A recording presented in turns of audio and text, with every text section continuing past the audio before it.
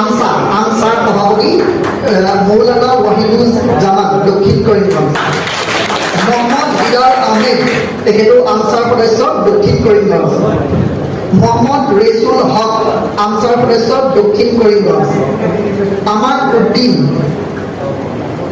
উদ্দিন তেখেত বিজেপি জিলাৰ উপসভাপতি বিজেপি দলৰ সংখ্যালঘু ওপৰ আমার উদ্দিন। মোহাম্মদ আবু তাহির, মোহাম্মদ জিল্লুল হক আটাইকেইজনকে মঞ্চলৈ নিমন্ত্রণ জনালো।